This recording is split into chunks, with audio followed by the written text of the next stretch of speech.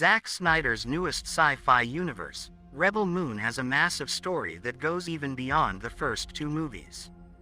The franchise is about to arrive on Netflix in two parts, Rebel Moon: A Child of Fire and Rebel Moon: The Scargiver, but it sounds like Snyder's story could expand into additional movies, books and more. We all know Zack Snyder for his epic movies like 300, before eventually taking the reins of the DC Universe with Man of Steel and Batman vs. Superman. While Snyder had a sprawling 5-part story plan for his DCEU movies, but some have argued his vision was too big and controversial for some audiences and critics. However, now that he's behind his own original with Rebel Moon, and the shackles are off, so he's making the story as big and epic as possible. If we talk about the Imperium Empire in Rebel Moon universe, the Imperium has been in power hundreds, if not thousands of years, going all the way back to the beginning of recorded history. In that time they developed advanced technology, towering architecture, and a massive army they used to conquer new planets and assimilate their cultures. As a colonialist empire, they're hardly the good guys, but with a rich royal tradition and a sense of nobility. The culture is more civilized, and the other worlds that join the Imperium get benefit in some ways, as people have opportunity to gain their own status in the Imperium, through participation in the military or through other means. The royal family of Imperium is guarded by a knightly order of robots, the Jimmies, who are programmed to protect and serve the king, and await the arrival of the mythical Princess Issa, who was prophesied to bring peace to the galaxy.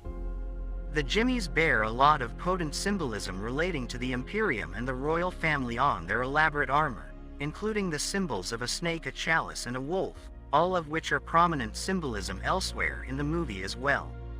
After a while, in a Caesar-style assassination, the king was killed by someone in his inner circle, and looking at this opportunity, Regent Belisarius takes his place. The imagery of the slain king is still prominent throughout the Imperium, even including their currency, which features an eagle on one side with the face of the slain king and a wolf on the other side. Imperium soldiers have similar imagery of an eagle and the slain king. Regent Belisarius is far more vicious than the slain king was. According to Zack Snyder, the Regent Belisarius, he's much more like a dictator. Like he'd be happy to raise a planet just for its natural resources, rather than he should like their land and see what the people are like, and maybe some of them can fight for him. Under the more dictatorial leadership of Belisarius, the Imperium also begins to decay culturally. While on the last king period there was an appreciation for art and culture, shown in impressive stained glass windows and towering architecture, the Imperium begins to decay into a more utilitarian focus and a more brutalist aesthetic. According to producer Deborah Snyder, there's the notion that after the royal family's death, they didn't try and advance, they were just war machines. You'll even see with the costumes, the way they looked and then the way they currently look, it's like they still have all the detail, but it's just not taken care of like it was when the king was alive. All of that kind of gets lost, that appreciation of the art of everything. After the king's death, Cora, who had some significance within the Imperium military, went into hiding on the farming planet of Velt. The loyalty previously seen in the Imperium military has eroded, as former leaders like General Titus go into exile, leaving the Imperium military to far more ruthless figures like Admiral Noble and the Kryptine soldiers. After the Imperium cruelty, the Bloodaxe rebellion led by Darian Bloodaxe and his sister Devra Bloodaxe began liberating Imperium slaves such as Mylius to join their insurgency.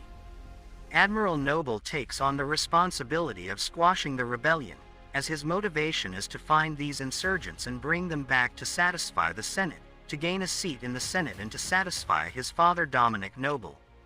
Meanwhile, the Jimmies have lost their purpose too. They are aimless after the death of the slain king, and after assuming death of Princess Issa, the Jimmies lose their drive and become disrespected labor drones for the Imperium, which Zack Snyder dubs as glorified forklifts. The basic plot of Rebel Moon is inspired by Akira Kurosawa's Seven Samurai, so the general story beyond the flashbacks should be pretty familiar, as it's been influenced numerous other movies like The Magnificent Seven, Star Wars, and A Bug's Life. The small farming community on the planet Velp where Korra fled, after the death of the king, lives mostly untouched by the Imperium, until they find soldiers at their door demanding their next harvest to feed the Imperial war machine. Korra knows this isn't a simple transaction or one-time occurrence, so she tells Den in the trailer that the Imperium wants everything. Following the Seven Samurai structure, Korra sets out to travel to a number of other planets to find strong warriors, who will aid Velp in the defense of their farm from the Imperium. The story is currently split across two movies, Rebel Moon: A Child of Fire and Rebel Moon: The Scargiver, but Snyder suggests the war against the Imperium is only just getting started in these first two installments. According to Snyder, it is a movie that even in its concept would beg for a follow-up, regardless of whether you made one, only because the Empire is gigantic, the Imperium is ridiculously huge, and now you blow up one ship and they're not going to be happy about it. You know it's not like you're like, they'll never come back now. I mean, at the end of the movie, they kind of are on the offensive at the end. You know they have to kind of bring the fight to them because otherwise, they can't wait. Snyder confirmed there's books, graphic novels, and a video game in the works, so it's clear the first two Rebel Moon movies merely scratch the surface of the larger story this universe will tell.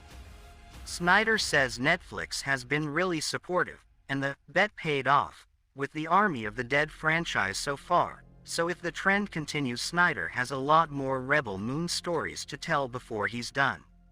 So guys, that's it. Which Snyder universe you like the most? Please tell me in comments. And if you like this video, please like, and also don't forget to subscribe for more amazing videos. Thank you guys for watching. See you soon.